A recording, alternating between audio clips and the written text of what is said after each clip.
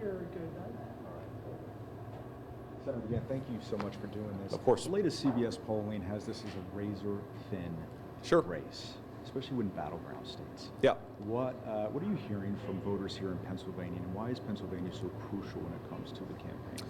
Yeah, well, obviously, I mean, look, Pennsylvania to me represents the greatness of American manufacturing, of American energy, and I think it's a state that really, I think, is receptive to the Trump message that we need to bring more good manufacturing jobs back to the United States of America, rebuild the middle class, make groceries and housing more affordable. And so part of it is just that we think Pennsylvania is very receptive to our message. But look, I mean, part of it is just the battleground math, right? This is a very important state. It's obviously very closely divided. And I think our message to swing voters, to everybody, is, do you want higher inflation? Do you want the wide open border? Do you want the chaos all across the world? I think most voters would say no. So let's go with Donald Trump, who delivered lower prices, rising take-home pay, and most importantly, a secure southern border. Senator, I want to talk about election confidence. Sure. Pennsylvania's top election official, a Republican, said that there is no evidence whatsoever that voter fraud takes place in any way that is widespread at all. That's Sure. a Republican. Yeah. That Republican has also faced death threats. Other election officials have faced Sure. death threats against their family.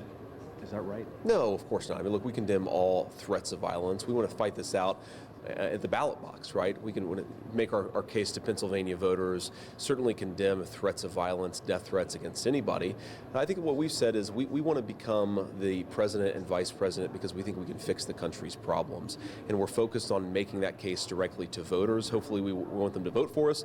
But look, whether they vote for us or not, we're going to be rooting for everybody in the state of Pennsylvania to do better, to have a better life, and to be able to get a little bit more prosperity, which unfortunately, thanks to Kamala Harris's policies, we think way too many Pennsylvanians are falling behind. When the final vote is declared in Pennsylvania, will you accept that result regardless of the outcome, yes or no? Yeah, look, of course, we're going to accept the final result. We also want to make sure that every legal ballot is cast and counted. We want to make sure that illegal aliens don't vote in our elections. And there's, of course, there's no evidence there's no evidence of illegal aliens voting in our elections. That's against the law. That's not happening. Sure, but people can violate the law, of course, and we've tried to implement some legislation, in fact, that Kamala Harris and the Democrats have pushed back against that would make it harder for illegal aliens to vote. And whether it's 3 people or thousands of people, we can debate how many that is, but we absolutely want to make sure that only legal American citizens can have their ballots cast. And that's one of the things that we do with our election integrity efforts. Again, that's in the service of making sure Pennsylvania has a great election, and we're certainly going to respect the results. Of course, we think the results are going to show that Donald Trump's the winner. My last question for you, Yeah. Reproductive rights. Sure. You're on record of wanting a national abortion ban. The No. president has said, No. you have been on record, the president has said What did I he say? is for the states. What did I say? Here's my question for you.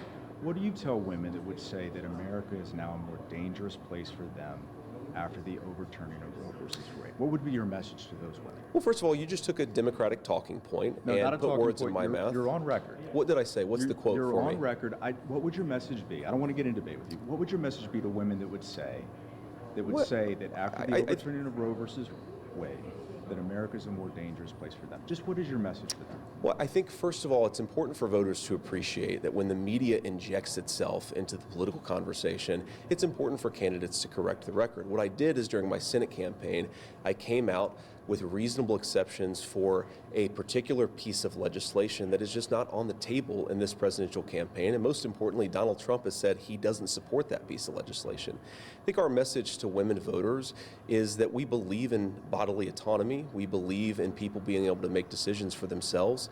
And this is why we think that states, voters, ought to make these decisions. And that's why Donald Trump has not come out, in fact, has criticized the idea of a national abortion ban, but has said, look, we want to protect as much vulnerable life as possible. We would certainly encourage Pennsylvanians to make whatever decision makes the most sense for Pennsylvanians. And our attitude towards how do we make it easier for young women to choose life to begin with? And I think that if you talk to people who feel like they can't raise a family in this country, housing's gotten too expensive, childcare costs are too expensive. A lot of people are terrified by some of the surprise medical bills that happen when you bring a baby home from the hospital. We just want to make it easier for women to choose life, and we want Pennsylvanians to make their own abortion policy. Senator, Great. thank you. Thank you. Appreciate it. Yeah, Thanks for take your care. time. Good to see you.